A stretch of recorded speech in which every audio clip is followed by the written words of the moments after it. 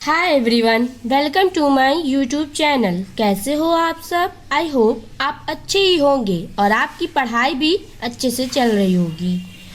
आज हम लोग हिंदी के पार्ट 2 वर्णमाला में स्वर के बारे में और उसके याद करने के ट्रिक के बारे में पढ़ेंगे। तो स्टार्ट करते हैं अपने पहले टॉपिक से, जो है वर्णमाला। ठीक है। वर्णों के सुव्यवस्थित क्रमबद्ध समूह को वर्णमाला कहते हैं। सुव्यवस्थित का मतलब उसे वर्णों को व्यवस्थित करना, उसे क्रम के रूप में करना, इसी समूह को हम वर्णमाला कहेंगे। ठीक है। वर्णमाला के प्रकार। वर्णमाला के 2 प्रकार होते हैं। पहला स्वर, दूसरा व्यंजन। स्वर की संख्या 11 होती है, व्यंजन की संख्या 33 होती है। ठीक है। स्वर हम इस टॉपिक में स्वर के बारे में पढ़ेंगे, व्यंजन के बारे में हम पार्ट 3 में अच्छे से पढ़ेंगे। ठीक है। स्वर जो होती है 11, इसकी जो कुल संख्या होती है वो 13 होती है। मात्रा के आधार पर इसे 10 माना जाता है। इसी प्रकार व्यंजन की जो कुल संख्या होती है वो 39 होती है। वर्णों की संख्या से संबंधित प्रश्न। जैसे कि हम लोग कॉम्पिटिटिव एग्जाम में हिंदी से संबंधित जितने भी प्रश्न आते हैं उससे संबंधित ये 5 प्रश्न हैं जो हमें स्वर और व्यंजन के संख्याओं को पता लगाने में मदद करेंगे। जैसे पहला क्वेश्चन आ सकता है, हिंदी वर्णमाला में स्वर प्लस व्यंजन मिलाकर वर्णों की संख्या जो कि होती है 44। ठीक है। हिंदी वर्णमाला में स्वर प्लस व्यंजन मिलाकर वर्णों की कुल संख्या जो होती है 52। पहले क्वेश्चन में व्यंजन को मिलाकर वर्णों की संख्या पूछी गई है, दूसरे क्वेश्चन में वर्णों की कुल संख्या पूछी गई है जो कि 52 होती है। हिंदी शब्दकोश में वर्णों की संख्या 49 होती है। शब्दकोश का मतलब जैसे कि डिक्शनरी, उसमें हम वर्णों की संख्या को 49 मानते हैं। गुरु कामता प्रसाद के अनुसार वर्णों की संख्या, हमारे जो गुरु हैं कामता प्रसाद, उनके अनुसार वर्णों की संख्या 46 मानी गई है। देवनागरी लिपि के अनुसार वर्णों की संख्या 52 मानी गई। देवनागरी लिपि जो हिंदी की लिपि है उसके अनुसार वर्णों की संख्या 52 मानी गई है। अब हम लोग पढ़ेंगे स्वर। पंडित कामता प्रसाद गुरु मूल स्वरों की संख्या 10 स्वीकार करते हैं। जो कामता प्रसाद गुरु हैं वो मूल स्वरों, जो स्वर के मूल स्वर होते हैं उनको संख्या वो 10 स्वीकार करते हैं, मतलब वो 10 मानते हैं। जबकि कुछ विद्वान इनकी संख्या 11 मानते हैं, लेकिन जो और सारे विद्वान हैं वो इसे 11 मानते हैं। अयोग व ध्वनियों को मिलाने पर इसकी कुल संख्या 13 होती है। अयोग व क्या होता है इसके बारे में भी मैं बताऊंगी। ये 13, इसको मिलाकर संख्या इसकी 13 हो जाती है। अब हम इसको देखें, जैसे स्वर में आते हैं छोटा, बड़ा, छोटी ई, बड़ी ई, छोटा ऊ, बड़ा ऊ, ए, ओ, औ। री को रा प्लस ई से मिलकर री बनता है। इसमें स्वर व व्यंजन दोनों का मेल पाया जाता है। री में किसका मेल पाया जाता है? स्वर और व्यंजन। स्वर हमारा ये हो गया, व्यंजन ये हो गया, इससे मिलकर हमारा री बन गया। व्यंजन प्लस स्वर का मेल। अयोगवा, अब देखिए आप लोग यहाँ पर अयोगवा के बारे में बताया जा रहा है, जैसा कि अनुस्वार और विसर्ग।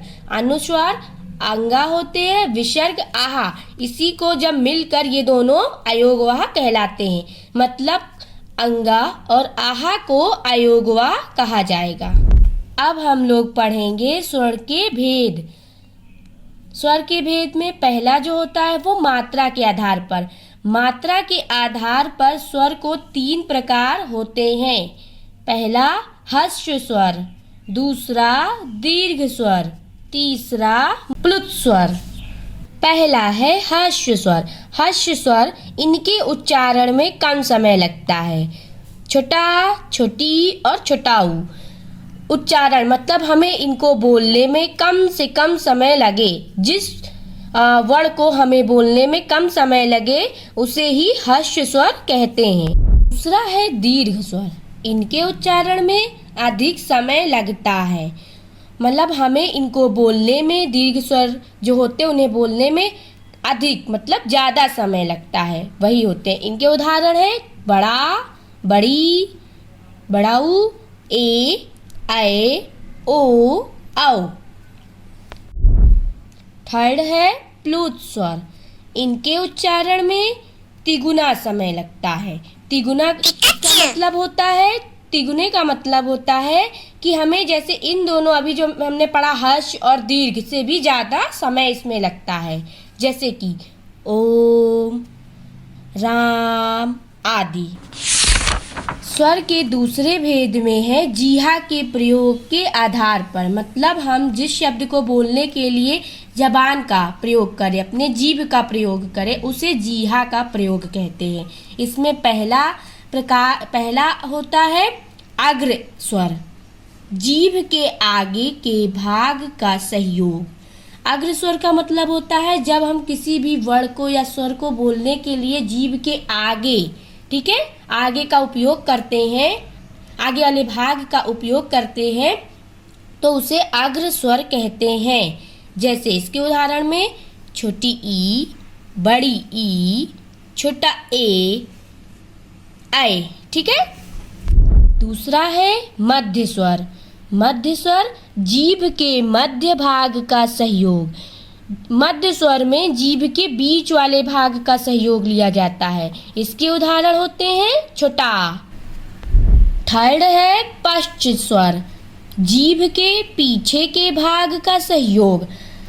जैसे कि हमने अग्र स्वर और मध्य स्वर में पढ़ा, अग्र स्वर में जीभ के आगे का प्रयोग होता था, मध्य स्वर में मध्य का प्रयोग या बीच का प्रयोग होता था। उसी प्रकार पश्च स्वर में हम जीभ के पिछले भाग का सहयोग लेते हैं। इसमें उदाहरण आते हैं बड़ा, छोटाऊ, बड़ाऊ, ओ, औ, आ। अब हम पढ़ेंगे स्वर के तीसरे भेद के बारे में। ओष्ठ की स्थिति के आधार पर। ओष्ठ का मतलब होता है ओठ की सहायता से बोले जाने वाले वर्ण स्वर। इसमें पहला प्रकार है आवृतमुखी। आवृतमुखी ओठ वृत्ताकार नहीं होते। आवृतमुखी में जब हम बोलते हैं तो ओठ जो है वो गोल नहीं होते हैं। जैसे कि आ बोलिए, छोटी ई, बड़ी ई, ए, ऐ, इन्हें आप बोलकर कोशिश करिए, देखिए आपके ओठ गोल नहीं होंगे, तो ये होंगे आवृतमुखी, ठीक है। दूसरा है वृत्तमुखी। वृत्तमुखी में ओठ वृत्ताकार होते हैं। ये वे स्वर होते हैं जिन्हें बोलने में ओठ गोल हो जाते हैं, वृत्ताकार हो जाते हैं। इसके हैं ऊ, बड़ाऊ, ओ, आओ, आ। ये सब आप बोलकर देखिए आपके ओठ गोल हो रहे हैं, तो ये होंगे वृत्तमुखी। स्वर के चौथे भेद में है मुख विवर खुलने के आधार पर। मुख विवर का मतलब होता है कि हमारा जो मुंह है या मुख है वो कितना खुलता है, उसके आधार पर भी होते हैं स्वर के भेद। जैसे कि पहला है संवृंत।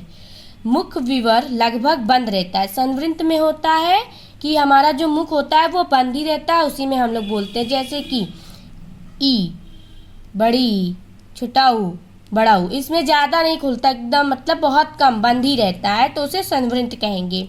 अर्ध संवृंत में मुख विवर आधा बंद रहता है। अब अर्ध संवृंत उसे कहेंगे जिसमें हमारा मुंह आधा बंद रहेगा, आधा खुला रहेगा। तो जैसे ए, ओ, या आप बोल कर देख लीजिए, ए और ओ को ये रहेगा वैसे ही। थर्ड है विवृत। विवृत में मुख द्वार पूरा खुला रहता है। इसमें हमारा मुंह पूरा खुला रहता है। जैसे कि बड़ा आ। अर्धविवृत। अर्धविवृत मुख्य द्वार आधा खुला रहता है। इसमें आधा खुला रहेगा और आधा बंद भी रहेगा। इसे आ, ए, औ कहेंगे। कल हम हिंदी के पार्ट 3 में व्यंजन व उसके याद करने के ट्रिक के बारे में पढ़ेंगे। अगर आपको कोई भी टॉपिक नहीं समझ में आ रहा है तो हमें कमेंट में ज़रूर बताइए, और आपकी ये वीडियो पसंद आई हो तो लाइक करें और हमारे चैनल को सब्सक्राइब करें और बेल आइकन को दबाना ना भूलें, जिससे आपको हमारे चैनल की नोटिफिकेशन मिलती रहेगी। मिलते हैं अगले मज़ेदार टॉपिक के साथ, तब तक के लिए गुड बाय।